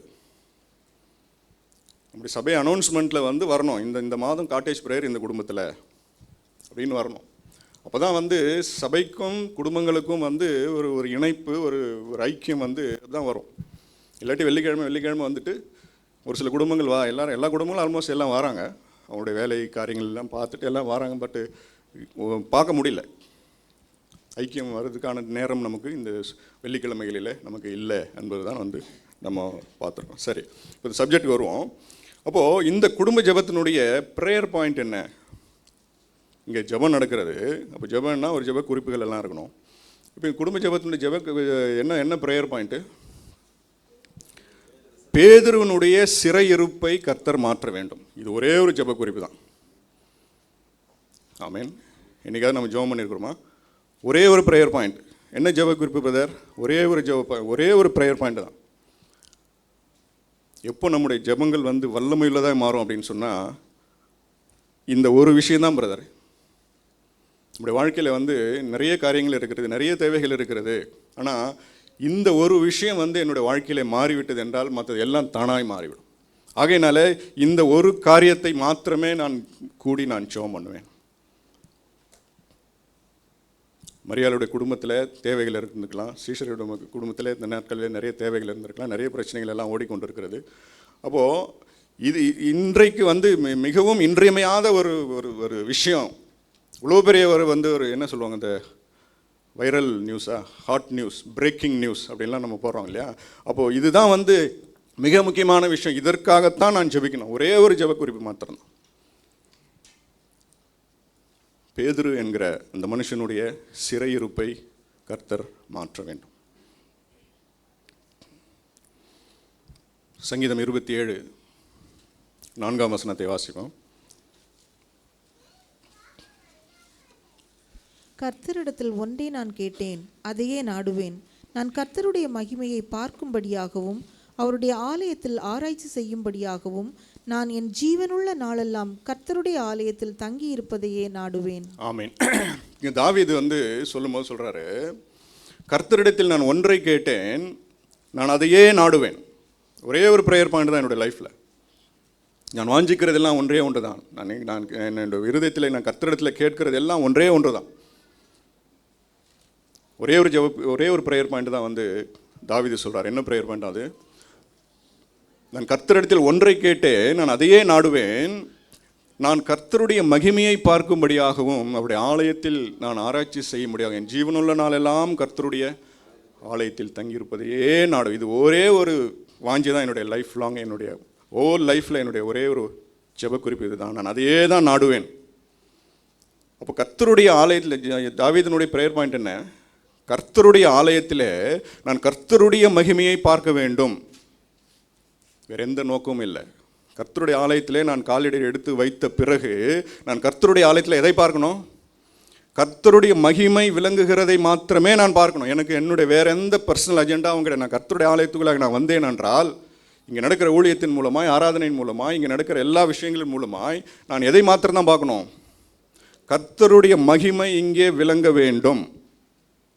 எனக்கு 1000 ஜோலி இருக்குது, எனக்கு 1000 பிரச்சனைகள் இருக்குது, எனக்கு 1000 காரியங்கள் இருக்குது, எனக்கு நிறைய தேவைகள் இருக்குது, என்னுடைய பிரச்சனைகள் நிறைய இருக்கிறது. ஆனால் once I step into the house of God, I must see only the glory of God manifested. ஆமென் சொல்லுமா? வேற ஜோலி இல்லை, இங்கே வர்றதுக்கான வேற எந்த ஒரு நோக்கமும் எனக்கு இல்லை. அப்படி நீங்கள் ஜெபம் பண்ணீங்கன்னா, நாம் பார்க்க போகிற ஒவ்வொரு சிறையிருப்பையும் கர்த்தர் எப்படி மாற்றினார் அப்படின்னு சொல்லி நாம் பார்க்கும்போது, ஒவ்வொரு இந்த குடும்ப ஜெபத்தில் ஜெபம் பண்ணி முடிக்கிறாங்க. ஆண்டவர் ஒரு பெரிய ஒரு அற்புதத்தை செய்து பேதுருவை வெளியே கொண்டு வந்தார். அவர் prayers will become more powerful. நம்ம எதுக்காக ஜெபிக்கிறோம்? என்ன நோக்கத்துக்காக ஜெபிக்கிறோம்?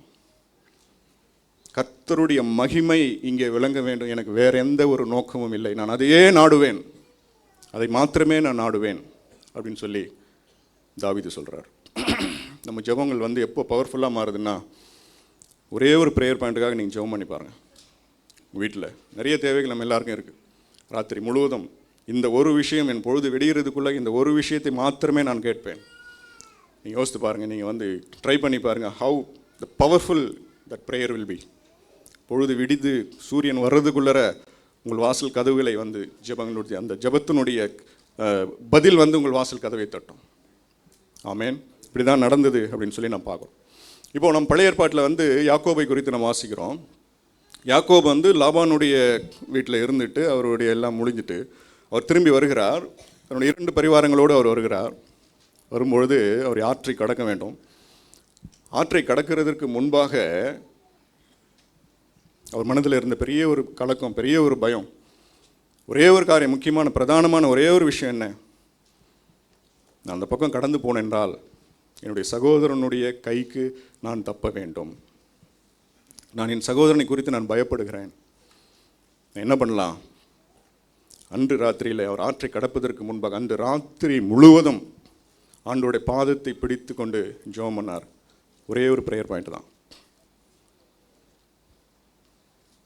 நிறைய மனைவிகள், நிறைய பிள்ளைகள், நிறைய தேவைகள், நிறைய வேலைக்காரர்கள். அந்த பிள்ளைக்கு உடம்பு சரியில்லை, 3வது பிள்ளைக்கு காய்ச்சல், 4வது பிள்ளைக்கு, 4வது மனைவிக்கு அந்த பிரச்சனை, இந்த பிரச்சனை எல்லாம் இருந்தது. ஒரே ஒரு ஜெப குறிப்பு மாத்திரம்தான், நான் ஆற்றை கடந்த பிறகு என் சகோதரனாக ஏசாவனுடைய கைக்கு நான் தப்ப வேண்டும். இந்த ஒரே ஒரு ஜெப குறிப்பு தான். ராத்திரி முழுவதும் அந்த ஒரே ஒரு ஜெப குறிப்பு, நீர் என்னை ஆசீர்வதித்தால் ஒழிய நான் உம்மை விடுவதில்லை.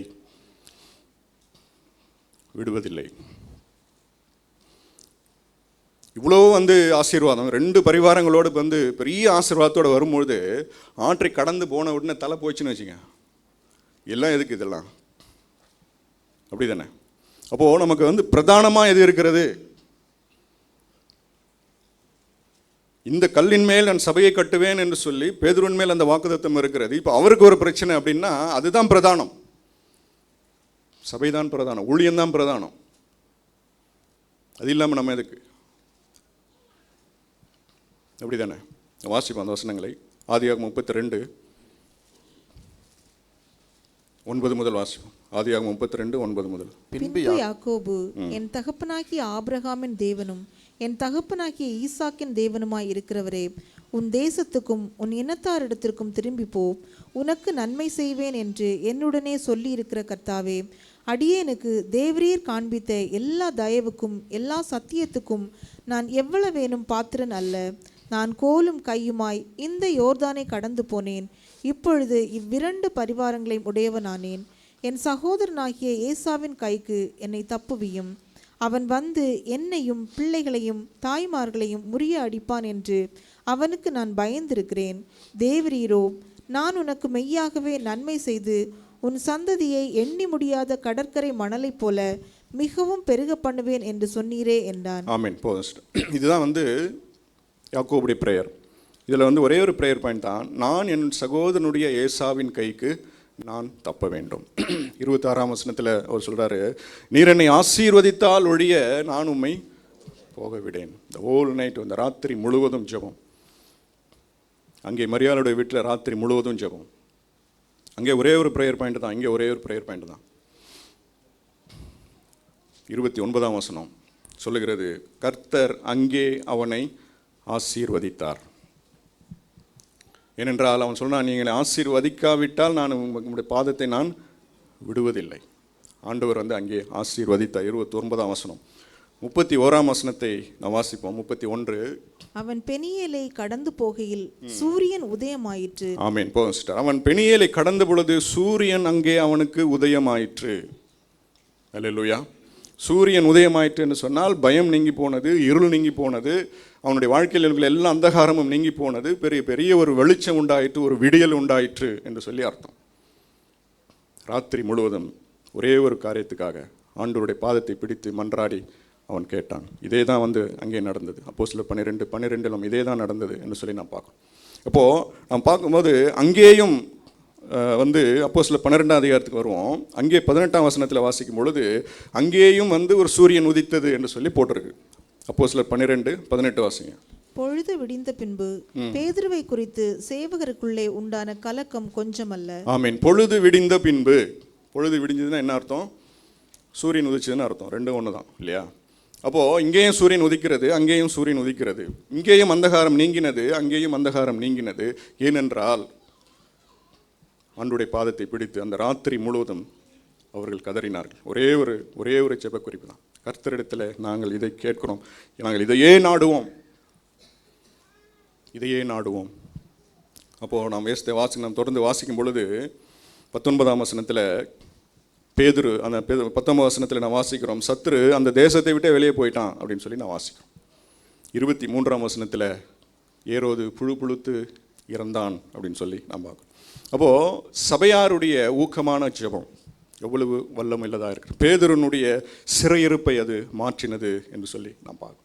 இப்போ இன்றைக்கு வந்து நம்முடைய சிறையிருப்புகள், நம்முடைய குடும்பத்தின் காணப்படுகிற சிறையிருப்புகள், நம்முடைய தனிப்பட்ட வாழ்க்கையில் காணப்படுகிற சிறையிருப்புகள், நம்முடைய ஃபேமிலி லைஃப்பில் காணப்படுகிற சத்துருவு நம்மை அடைத்து வைத்திருக்கிற அந்த சிறையிருப்புகளிலிருந்து மாற வேண்டும் என்று சொன்னால் மரியாளுடைய ஜெபங்கள் நம்முடைய வாழ்க்கையில் வேணும்.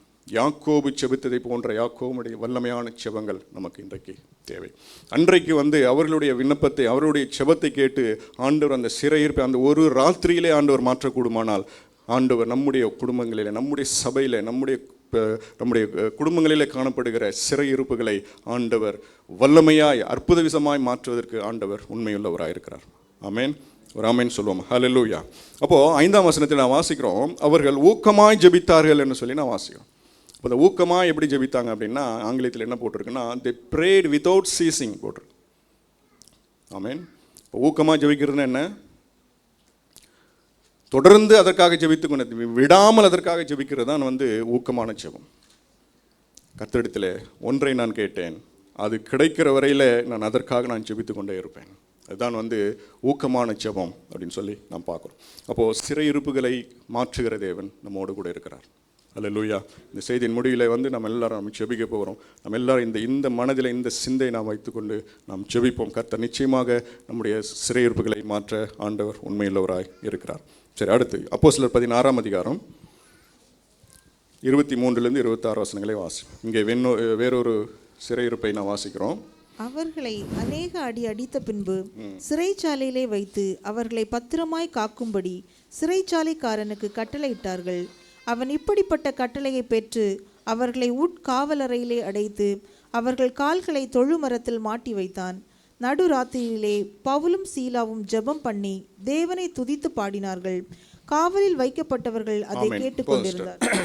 அங்கே பவுல் சீலாவினுடைய சிறையிருப்பை குறித்து நாம் இங்கே வாசிக்கிறோம். இப்போது இவர்களுடைய சிறையிருப்பு ஏன் நடந்தது அப்படின்னு சொல்லி நான் பார்க்கும்பொழுது, இவர்கள் வந்து இந்த மிஷினரி பயணத்தில் இருக்கிறாங்க. இவங்க புறஜாதி பட்டணங்களுக்கெல்லாம் சென்று, யூதர் அல்லாத பட்டணங்களுக்கெல்லாம் சென்று ஆண்டவருடைய நற்செய்தியை இவர்கள் பிரசங்கிக்கிற பொழுது ரோம ஆளுகைக்கு உட்பட்டிருக்கிற பட்டணங்களிலே வந்து அவர்கள் வந்து பிரசங்கம் பண்ணுறாங்க. அப்போது அவர்கள் பிரசங்கம் பண்ணுகிற பொழுது இவர்கள் வேறொரு தெய்வத்தை, வேறொரு சத்தியத்தை எங்களுக்கு சொல்கிறாங்கன்னு சொல்லி இவர்களை பிடித்து இவர்களை அநேக அடிகளை அடித்து இவர்களை சிறைச்சாலையில் வைத்தார்கள், இவர்கள் கால்களை தொழுமரத்திலே மாட்டி வைத்தார்கள் அப்படின்னு சொல்லி நாம் பார்க்கணும்.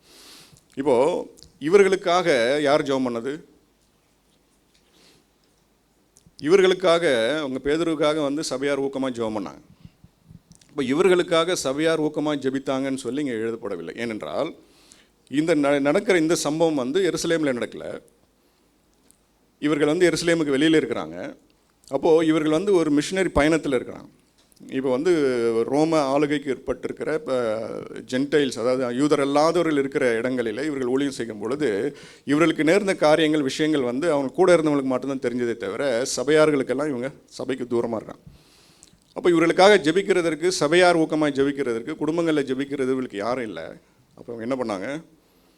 இவர்களுக்காக இவர்களே ஜெபித்தார்கள் சொல்லி நான் பார்க்குறோம். இப்போது இவர்கள் இருந்த சூழ்நிலை என்னன்னு பார்க்கும்பொழுது நான் வசனத்தில் வாசித்தோம், இவர்களை அநேக அடிகள் அடித்தார்கள். அநேக அடிகள் அடித்து இவர்கள் கால்களை தொழுமரத்தில் மாட்டி சிறைச்சாலையிலே அடைத்திருந்தார். அப்போ அவ்வளவு அடி வாங்கினதுக்கப்புறம் அவருடைய மேபி அவங்கெல்லாம் ரத்தம் சொட்ட சொட்ட இருந்திருக்கலாம், ப்ளீடிங்கில் இருந்திருக்கலாம், அநேக வலி வேதனைகள் மத்தியில் அவர்கள் இருந்திருக்கலாம். அந்த வலி வேதனைகளின் மத்தியில் நமக்கு ரொம்ப கஷ்டம் என்ன அப்படின்னா, நம்ம அநேக பெயினுக்குள்ளாக நம்ம கடந்து போகிறோம், அநேக கட்டுகளுக்குள்ளாக நாம் வந்து சில நேரத்தில் கடந்து போகிறோம். வெளியில் சொல்ல முடியாத வலி வேதனைகள், நான் சரீர வேதனைகளை மாத்திரம் சொல்ல, நம்முடைய ஸ்பிரிச்சுவலாக, நம்முடைய எமோஷ்னலாக அநேக ஒரு பெயின்ஃபுல் சுச்சுவேஷன்ஸ்குள்ளாக நாம் போகும் பொழுது த மோஸ்ட் டிஃபிகல்ட் திங், அப்படிப்பட்ட சூழ்நிலையில் ரொம்ப கஷ்டமானது என்ன அப்படின்னா ஜெபிக்கிறது தான். இல்லை, ஜெபிக்கிறத தவிர மற்றதெல்லாம் ரொம்ப ஈஸி. எனக்கு இது போதும், எனக்கு இந்த ஊழியமே வேண்டாம்பா, எனக்கு சபையே வேண்டாம், இது வேண்டாம் அது வேண்டான்னு சொல்கிறது வந்து ரொம்ப ஈஸி. ஆனால் இந்த ஜெபிக்கிறது, இந்த பெயின் மத்தியில் ஜெபிக்கிறது ரொம்ப கஷ்டம். அதை விட கஷ்டம் இன்னொன்று இருந்தது, துதிக்கிறது அதை விட ரொம்ப கஷ்டம். நம்ம நேற்று சபையில் இந்த வசனத்தை நம்ம தேங்க்ஸ் கிவிங் சர்வீஸில் பார்த்தோம், இன்றைக்கி வர்ஷிப் டைம்லேயும் பார்த்தோம். பவுலும் சீலாவும் துதித்தார்கள், கட்டுகள் விளங்கினது அப்படின்னு தான் நம்ம பார்க்குறோம். பவுலும் சீலாவும் ஜெபித்து துதித்தார்கள்னு போட்டிருக்கு. முதலாவது அவர்கள் ஜெபித்தார்கள், அதன் பிறகு அவர்கள் துதித்தார்கள். இது ரெண்டுமே ரொம்ப கஷ்டம். அப்போது நம்முடைய ப்ரேயர் எப்போ வந்து ரொம்ப வல்லமுள்ளதாய் மாறுகிறது அப்படின்னு சொன்னால், நம்முடைய வலி வேதனைகளின் மத்தியில், நமக்காக ஜெபிக்கிறதற்கு வேறு யாரும் இல்லாத சூழ்நிலையின் மத்தியில் நாம் ஜெபிக்க ஆரம்பிக்கும் பொழுது நம்முடைய ஜெபம் வந்து இன்னும் பவர்ஃபுல்லாக மாறுகிறது என்று சொல்லி நாம் பார்க்குறோம். So when we are in pain, never forget to pray.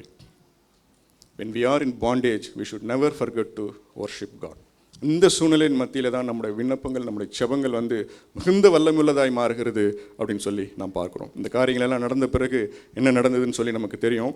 பூமி அதிர்ந்தது, சிறைச்சாலையினுடைய அஸ்திபாரங்கள் அசைந்தது, எல்லாருடைய கட்டுகளும் வந்து அங்கே கலன்று போயிற்று அப்படின்னு சொல்லி நாம் பார்க்குறோம். ஆமென். இந்த இடத்திலும் வந்து பார்க்கும்பொழுது இங்கேயும் இரவிலே தான் அந்த சம்பவம் நடக்கிறது, இரவிலே தான் ஜெபம் நடக்கிறது, இரவிலே தான் துதி நடக்கிறது. இரவு முடிஞ்ச உடனே என்ன வரணும்? கண்டிப்பாக இரவு முடிஞ்ச உடனே சூரியன் உதித்து ஆக வேண்டும். 35ஆம் வசனத்தை வாசிங்க. பொழுது விடிந்த பின்பு அந்த மனுஷரை விட்டுவிடுங்கள் என்று சொல்ல அதிகாரிகள் சேவகர்களை அனுப்பினார்கள். ஆமென். பொழுது விடிந்தது, இங்கேயும் வந்து சூரியன் உதித்தது என்று சொல்லி நான் வாசிக்கிறேன். யாக்கோபு ஜெபம் பண்ணும் பொழுது சூரியன் உதித்தது. அங்கே அப்போஸ்தலர் 12ஆம் அதிகாரத்தில் வந்து விடியல் வந்தது, சூரியன் உதித்தது என்று சொல்லி நாம் பார்க்கிறோம். இங்கேயும் வந்து நாம் பார்க்கும்பொழுது பொழுது விடிந்த பின்பு செய்தி வருகிறது, இவர்களை விட்டு விடுங்கள், இவர்கள் கட்டுகளை அவிழ்த்து விடுங்கள் அப்படின்னு சொல்லி. 36ஆம் வசனத்தில் வாசிங்க. 36. சிறைச்சாலைக்காரன் பவுலுக்கு இந்த வார்த்தைகளை அறிவித்து உங்களை விடுதலையாக்கும்படிக்கு அதிகாரிகள் கட்டளை அனுப்பினார்கள். ஆகையால் நீங்கள் இப்பொழுது புறப்பட்டு சமாதானத்துடனே போங்கள் என்றான். ஆமென். முதலாம் வசனத்தில் நம்ம அந்த அதிகாரத்தினுடைய முதல்ல நம்ம வாசித்தோம், அவர்கள் அநேக அடிகள் அடித்தார்கள். இப்போ அநேக அடிகளை அடித்து சிறைச்சாலையில் வைத்து அவர்கள் கால்களை தொழுமரத்தில் வைத்து அவ்வளவு கொடுமை பண்ணினவங்க வந்து இப்போ என்ன சொல்கிறாங்கன்னா, உங்களை நாங்கள் விடுதலை பண்ணுறோம், நீங்கள் எப்படி போங்க? சமாதானத்தோடு நீங்கள் போங்க. ஆமென். அடியில், பெயினில், பாண்டேஜில், இக்கட்டின் சூழ்நிலையில் ஆரம்பித்தது கடைசியில் சமாதானத்தில் முடிந்தது. அப்போ வாட் மேட் த டிஃப்ரென்ஸ் அப்படின்னு சொன்னால், அவர்கள் ஜெபித்த ஊக்கமான ஜெபம், அவர்கள் ஜெபித்த தங்களுடைய வலி பெயின் மத்தியிலே அவர்கள் ஜெபித்த ஜெபம், அவர்கள் தங்களுடைய பெயின் மத்தியிலே அவர்கள் துதித்த அந்த துதியானது அவருடைய ஜெபத்தை இன்னும் அதிகமாய் வல்லமையுள்ளதாய் மாற்றினது என்று சொல்லி நாம் பார்க்கிறோம். அப்போஸ்தலர் 4ஆம் அதிகாரம், அப்போஸ்தலர் 4:2-3 வசனத்தை வாசிங்க. அவர்கள் ஜனங்களுக்கு உபதேசிக்கிறதுனாலும் இயேசுவை முன்னிட்டு மரித்தோரிலிருந்து உயிர்த்தெழுதலை பிரசங்கிக்கிறதுனாலும் சினம் கொண்டு அவர்களை பிடித்து சாயங்காலமாய் இருந்தபடியினால் மறுநாள் வரைக்கும் காவலில் வைத்தார்கள். ஆமென். இங்கேயும் ஒரு ராத்திரி முழுவதும் இவர்களை சிறையில் வைத்தார்கள் அப்படின்னு சொல்லி நாம் பார்க்கிறோம். அப்பொழுது அவர்கள் ஜெபித்தார்கள். 31ஆம் வசனத்தை வாசிங்க. 31. அவர்கள் ஜெபம் பண்ணின போது அவர்கள் கூடியிருந்த இடம் அசைந்தது. ஆமென். அவர்கள் ஜெபம் பண்ணின பொழுது அவர்கள் கூடியிருந்த இடம் அசைத்தது. நாம் வாசித்த இந்த எல்லா சிறையிருப்புகளையும் மத்தியிலையும் பார்க்கும் பொழுது அவருடைய ஜெபம் எவ்வளவு வல்லமையுள்ளதாக இருந்தது என்று சொல்லி நாம் அவர்கள் ஜெபம் பண்ணின பொழுது அவர்கள் கூடியிருந்த இடம் அசைந்தது. அவர்கள் ஏற்கனவே அவர்களை விடுதலை செய்தார்கள் என்று சொல்லி நாம் பார்க்கிறோம். அப்போது இன்றைக்கு நாம் எப்படிப்பட்ட ஒரு சிறையிருப்புக்குள்ளாக இருக்கிறோம் என்பது நமக்கும் ஆண்டவருக்கும் உள்ளாக தெரியும். அது ஒரு நம்ம மனதளவில் இருக்கிற சிறையிருப்பாக இருக்கலாம், நம்முடைய வேலை காரியங்களாக இருக்கிறோம், நம்முடைய பர்சனல் காரியங்களாக, நம்முடைய ஹெல்த் இஷ்யூவாக இருக்கலாம். ஏதோ ஒன்று சிறையிருப்பு என்று சொல்லும் பொழுது ஒரு லிட்ரலாக நம்ம ஜெயிலில் இருக்கிற விஷயம் இல்லை. சிறையிருப்பு என்பது ஒரு கடினமான ஒரு சூழ்நிலை. அந்த சூழ்நிலையில நாம் கட்டப்பட்டிருக்கிறோம். அந்த சூழ்நிலையிலிருந்து நம்மளால் வெளியில் வர முடியல. எவ்வளவோ பிரயாசிக்கிறோம், எவ்வளோ ஜெபிக்கிறோம், எவ்வளோ காரியங்கள் நடக்கிறது. ஆனாலும் கூட அந்த சூழ்நிலையிலிருந்து என்னால் வெளியில் வர முடியாதபடிக்கு இருப்பு கதவுகள் போட்டு அடைக்கப்பட்டிருந்த ஒரு சிறைச்சாலையினுடைய சூழ்நிலை போன்ற நம்ம அந்த சுச்சுவேஷனுக்குள்ளாக முடங்கி கிடக்கிறோம் பார்த்தீங்களா, அதுதான் சிறையிருப்பு அப்படின்னு சொல்லி நான் பார்க்குறோம். நம்முடைய ஜெபங்கள் அஸ்திபாரங்களை அசைக்கத்தக்கதான வல்லமையான ஜெபங்களாய் கர்த்தர் நிச்சயமாய் அந்த ஜெபங்களை கேட்டு நம்முடைய சிறையிருப்பை ஆண்டவர் விடுதலை பண்ணுகிற தேவனாக இருக்கிறார். ஆமென். கடைசியாக ஒரு மனுஷனுடைய சிறையிருப்பை குறித்து வசனத்தை மட்டும் வாசித்து நம்ம முடிக்கலாம். யோபு 42ஆம் அதிகாரம் 10ஆம் வசனம்.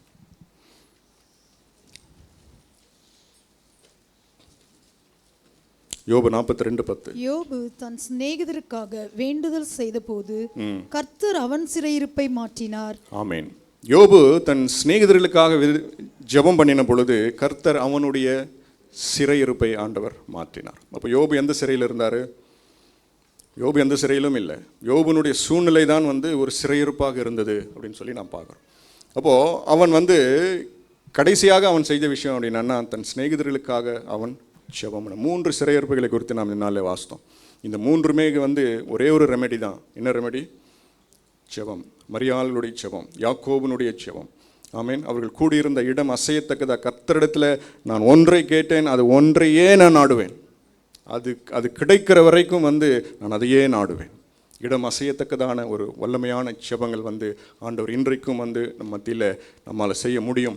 ஆண்டவர் சிறையிருப்புகளை மாற்றுகிற தேவாதி தேவன். நம்முடைய சிறையிருப்புகளை இந்த நாளிலே ஆண்டவர் அறிந்திருக்கிறார். நம் கண்களை மூடி ஆண்டவர் நாம் கேட்ட வசனத்தை நாம் ஆண்டவருக்கு ஒப்பு கொடுப்போம். இன்றைய நாளின் சூழ்நிலையில் நாம் எப்படிப்பட்ட சிறையிருப்புகளின் ஊடாக நாம் கடந்து போய் கொண்டிருக்கிறோம் என்பதை கர்த்தர் அறிந்திருக்கிறார். நம்முடைய தனிப்பட்ட சூழ்நிலையாக இருக்கலாம், நம்முடைய ஹெல்த் இஷ்யூவாக இருக்கலாம், நம்முடைய குடும்ப காரியங்கள் எதுவாக இருந்தாலும் கூட இன்றைய நாளில் நமக்கு தேவையானது ஒரே ஒரு விஷயம் மாத்திரம்தான். நம்முடைய வலி வேதனையின் மத்தியில் நாங்கள் நெகட்டிவான காரியங்களை நாம் பேசாதபடிக்கு, நம்முடைய சூழ்நிலைகள் எவ்வளவு கடினமான கஷ்டமான சூழ்நிலைகளாக இருந்தாலும் சரி, சபையார் ஊக்கமாய் ஜெபித்தார்கள். they prayed without ceasing. அவர்கள் நான் ஸ்டாப்பாக ஜெபித்து கொண்ட இந்த ஒரு விஷயம் என்னுடைய வாழ்க்கையில் நடக்கிற வரையில் நான் உம்முடைய பாதத்தை விடுகிறதில்லை என்று சொல்லி விடாப்படியாக ஊக்கமாய் ஜெபித்தார்கள். இவருடைய ஒவ்வொருவருடைய வாழ்க்கையிலும் வேதம் சொல்லுகிறது, யாக்கோபுக்கு அங்கே சூரியன் உதித்தது. ஆமென். பேதுரு அந்த நாளில் ஜெபம் பண்ணி முடித்த பொழுது அவர்கள் அங்கே பொழுது விடிந்தது, விடியல் வந்தது என்று சொல்லி நான் வாசிக்கிறோம். அங்கே ஒரு புதிய விடியல் நமக்காக ஆண்டவர் வைத்திருக்கிறார். இருள் நீங்கி சமாதானம் உண்டாகும்படியான, கட்டுகள் அவிழ்ந்து அஸ்திபாரங்கள் அசையும்படியான ஒரு அற்புதத்தை செய்ய ஆண்டவர் நம் மத்தியிலே சிறையிருப்புகளை திருப்புகிற தேவாதி தேவன் நம் மத்தியிலே வாசமாக இருக்கிறார். ஆண்டவருக்கு நாமே ஒப்புக் கொடுப்போம். நன்மைகள் எல்லாம் மீட்பர் இயேசுவின் நாமத்தில் கேட்கிறோம் நல்ல பிதாவே.